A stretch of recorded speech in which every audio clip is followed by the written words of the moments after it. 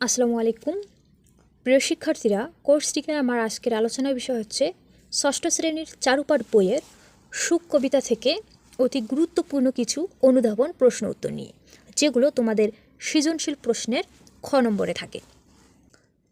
আমরা আলোচনা করছি ষষ্ঠ শ্রেণী বাংলা প্রথম পত্র চারুপাঠ অধ্যায়ভিত্তিক অনুধাবনমূলক প্রশ্নের উত্তর। কবিতার নাম হচ্ছে সুখ, লিখেছেন কবি কামিনী রায়।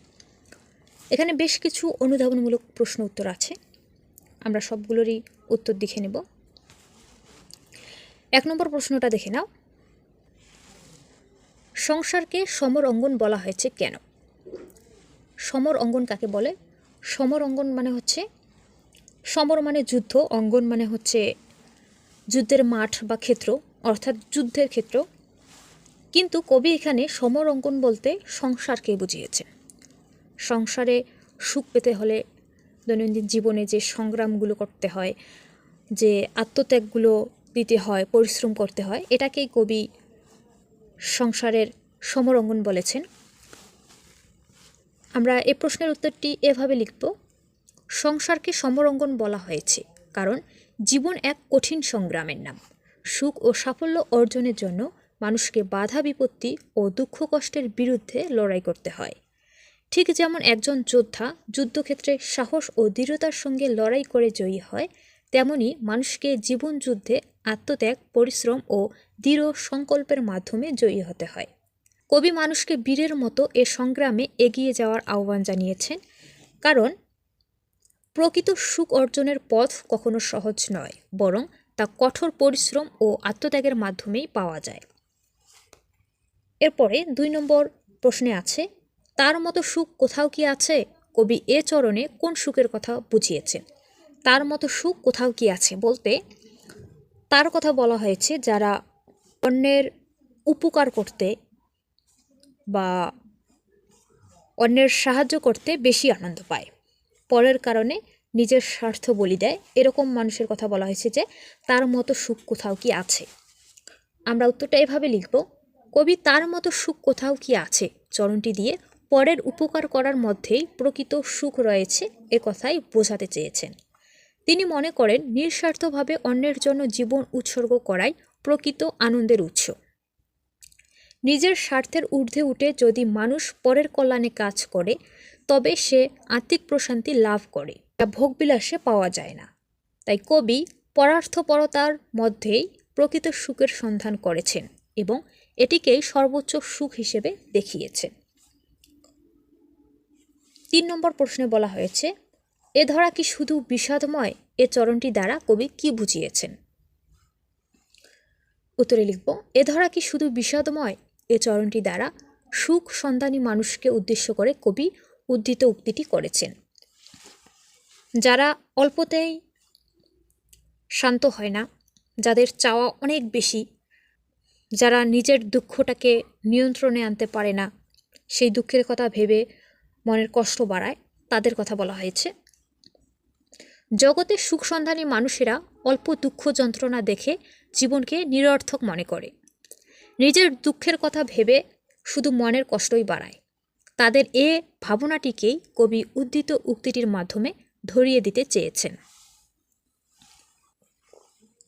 4 সকলের তরে সকলে আমরা, প্রত্যেককে মোরা পরের তরে, বুঝিয়ে লেখো। এটা দ্বারা পারস্পরিক নির্ভরশীলতার কথা বুঝিয়েছেন। কেউ একা বাস করতে পারে না, সকলেরই অন্যের সহযোগিতা দরকার হয়, এটাই বোঝাতে চেয়েছেন।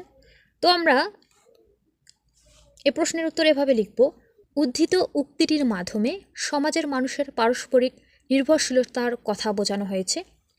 পারস্পরিক ত্যাগের মাধ্যমেই মানব সমাজ গড়ে ওঠে।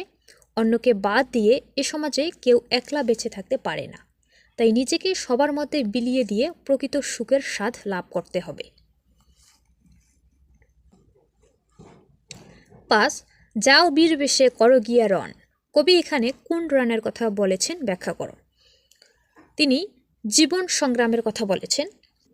আমরা উত্তরটি এভাবে লিখব: যাও বীর বেশে করো গিয়ে রণ। কবি এখানে রণ বলতে জীবন সংগ্রামের কথা বলেছেন। জীবন পুষ্পসজ্জা নয়, প্রতিকূলতার বেড়া জালে আবদ্ধ সংসারের চারদিক। সংসারে বসবাসকারী মানুষগুলোকে প্রতিনিয়ত কোনো না কোনো সমস্যার সম্মুখীন হতে হয়। কষ্ট দেখে যারা ভয় পায় তারা জীবনে সুখ লাভ করতে পারে না। বীর যোদ্ধার মতো যুদ্ধে ঝাঁপিয়ে পড়ে সব হতাশা ও কষ্ট জয় করে নিতে হবে। যাও বীর বেশে করো গিয়ে রণ পঙ্গক্তিটিতে কবি এই জীবন সংগ্রামের কথাই বলেছেন। 6 আপনারা লয়ে বিব্রত রহিতে আসেনি কেহ অবনি পড়ে। এ কথাটি বলেছেন কেন? এই কথাটি বলেছেন কারণ মানুষ শুধু নিজেকে নিয়ে ব্যস্ত থাকার জন্য বা নিজের সুখের কথা ভাবার জন্যই এ পৃথিবীতে আসেনি। একে অপরের দুঃখে এগিয়ে আসতে হবে, সহযোগিতা করতে হবে, পরের কল্যাণে খুশি হতে হবে, পরের কল্যাণার্থে কাজ করতে হবে। এজন্যই কবি এ কথাটি বলেছেন। আমরা এর উত্তর এভাবে লিখব, মানুষ সামাজিক জীব, তাই শুধু নিজেকে নিয়ে ব্যস্ত থাকার জন্য পৃথিবীতে আসেনি। সমাজে বাস করতে গিয়ে মানুষ একে অপরের সহযোগিতা অনুভব করে।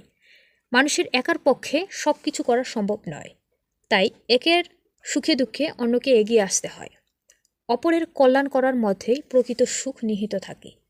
মানুষ শুধু নিজেকে নিয়ে ভাবলে আত্মকেন্দ্রিক হয়ে যায়, তখন সে অপরের কল্যাণের কথা ভাবতে পারে না।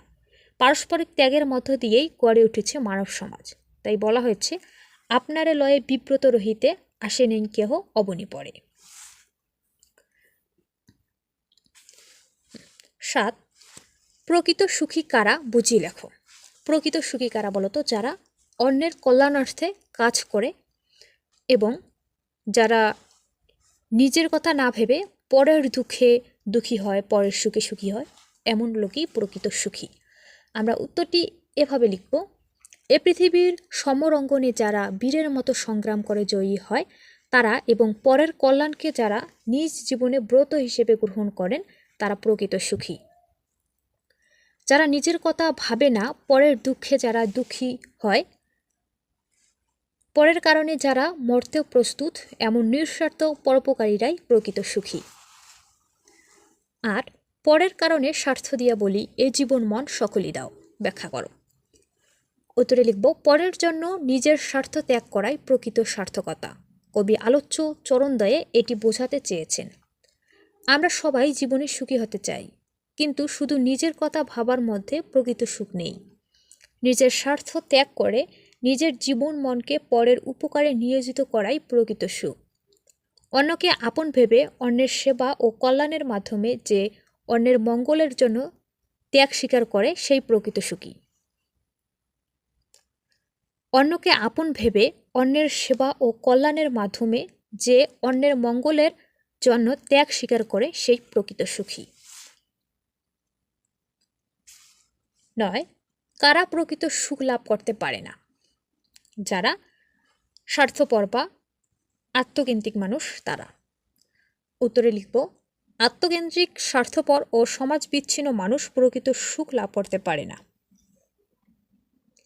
সমাজে এক শ্রেণীর মানুষ আছে যারা খুব বেশি আত্মকেন্দ্রিক। সমাজের অন্য সবার কথা ভুলে তারা কেবল নিজের স্বার্থ দেখে, ফলে সে হয়ে পড়ে স্বার্থপর ও সমাজ বিচ্ছিন্ন। আর সমাজ বিচ্ছিন্ন মানুষ প্রকৃত সুখ লাভ করতে পারে না। সর্বশেষ অর্থাৎ 11 নম্বর প্রশ্নে আছে, পরের কারণে মরণেও সুখ। কবি এ কথা কেন বলেছেন? উত্তর হচ্ছে, পরের কারণে মরণেও সুখ বলতে কবি বুঝিয়েছেন, পরের মঙ্গল করতে গিয়ে যদি মৃত্যুও হয় তবুও পরের কল্যাণে কাজ করে যেতে হবে। সুখে দুঃখে সর্বাবস্থায় অপরের কল্যাণ করাতেই মানব জীবনের সার্থকতা। পরের মঙ্গল করতে গিয়ে যদি মৃত্যুও ঘটে তবুও এ মৃত্যু সুখ ও সম্মানের মৃত্যু ও গৌরবের। উক্ত চরণে কবি এটিই বুঝিয়েছেন। শিক্ষার্থীরা, সুখ কবিতা থেকে অতি গুরুত্বপূর্ণ অনুধাবনমূলক প্রশ্ন উত্তরগুলো আলোচনা করলাম। আজকের ভিডিও এখানেই শেষ করছি। ধন্যবাদ সবাইকে।